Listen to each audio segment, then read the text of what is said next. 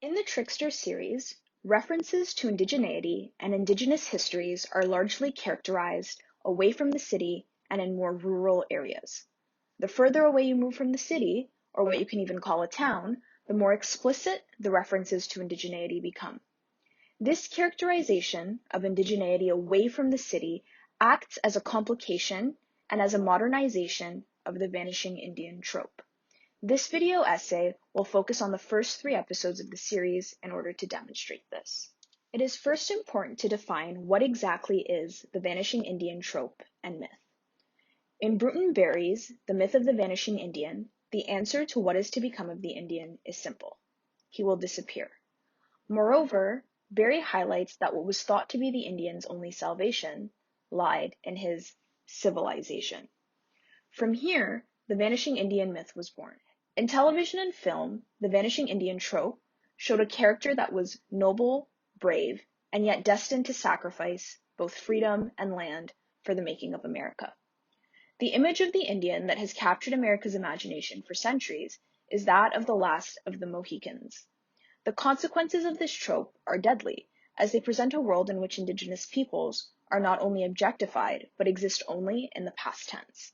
Within the confines of this trope, there is no room for indigenous peoples in the present or in the future.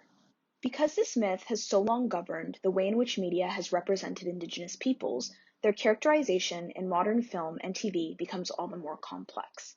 As we have often seen with other tropes, such as the mammy trope seen in Gone with the Wind, and as recently as characterizations of Black women in The Help, these types of depictions rarely remain static or disappear from media altogether. Instead, these tropes evolve over time. We can see this phenomenon in the first 3 episodes of the Trickster series. Indigenous peoples do exist in the modern present, which challenges the trope and the myth of the vanishing Indian. The paradox of the vanishing Indian in the 21st century then changes the iteration of the trope. As a result, in the Trickster series, rather than seeing a textbook example of the vanishing Indian trope, the audience witnesses a modern complication of the trope itself. In Trickster, instead of depicting an indigenous character in the same way of The Last of the Mohicans or even Kevin Costner's Dances with Wolves, we see explicit references to and acknowledgement of indigeneity often happening outside of the more modern and urban setting. Though this doesn't mean that there are no references to indigeneity in the city, it means the bulk of the characterization is occurring farther away from the city, much in the same way the vanishing Indian trope incorrectly doesn't account for indigenous peoples in a modern and urban world. This begins with the very first scene in the very first episode of the series, where we see Maggie and Wade, 2 visibly indigenous characters in the forest.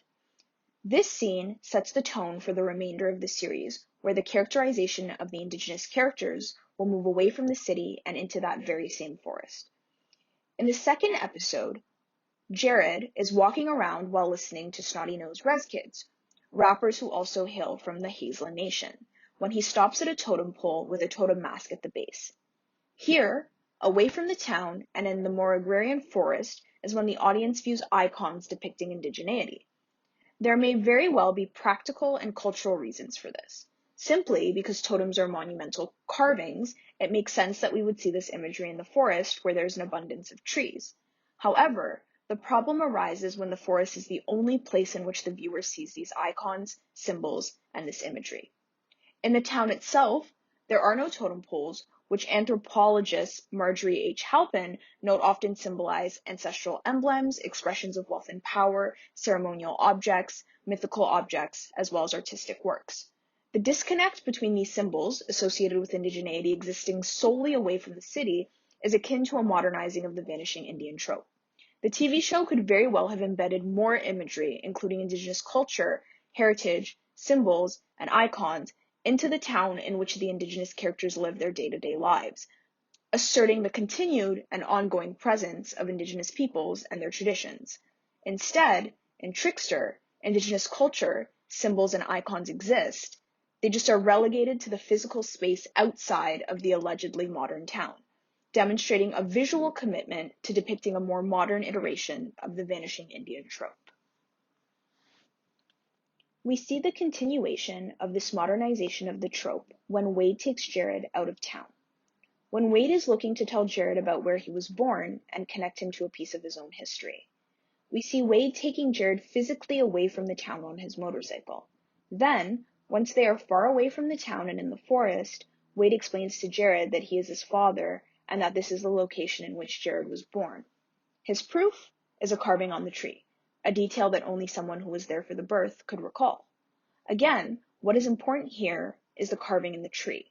When the viewer sees Indigenous icons, symbols, and references to Indigenous histories, it is away from the modern town and in the forest. There is an added layer here of Wade taking Jared to the place where he was born. This further highlights this modernization of the vanishing Indian trope, where not only is the viewer seeing visual icons of indigeneity away from the city, but Jared is learning of his own personal history away from the modern city as well. This again complicates the vanishing Indian trope by co-signing Indigenous imagery and connections to personal history as inherently happening away from a more modern city or town, the same way that the vanishing Indian myth doesn't account for Indigenous peoples in the modern present. Another example of this occurs with Maggie's character going into the forest in order to cast a spell on Wade. In this scene, we witness Maggie speaking Haisla, a language the viewer isn't aware that Maggie can speak. Instead of showing Maggie speaking the language in the city, we only see her engage with this part of her culture, identity, and history in the forest, secluded and away from the town. This is incredibly striking, given the language loss often experienced by Indigenous communities at the hands of a racist, genocidal, settler colonial government. Maggie's mother, having been in the residential school system, is alluded to earlier in the series. The Canadian government's policies centered on eradicating Indigenous peoples and culture through the residential school system, a system which prioritized eliminating Indigenous languages in favor of English and of French, and of killing the Indian and the child, colors this depiction of Maggie. Here, we are presented with a juxtaposition mirroring the vanishing Indian trope and years of settler colonial violence. When Maggie is in the town, she speaks only in English. However, when she moves away from the city and is alone, she is then allowed to embrace her roots to her ancestral Haisla language, further showing how in the Trickster series, the modernization of the vanishing Indian trope relegates more explicit references to indigeneity and Indigenous cultural heritage to the spaces outside of the town itself. This reaches a culmination when Maggie goes to visit her mother in episode 3. Sophia lives away from the town, is shown to be resisting the state's effort to run a pipeline through her land and living off the land, much in the same way Indigenous peoples were characterized to be living prior to what is often called the settler colonial encounter. Away from the city, Sophia is able to hunt, but most importantly, she is able to stay connected to her ancestral history and her culture. She does this by collecting knowledge from elders, which she keeps in her journals, and a myriad of Indigenous symbols and cultural artifacts.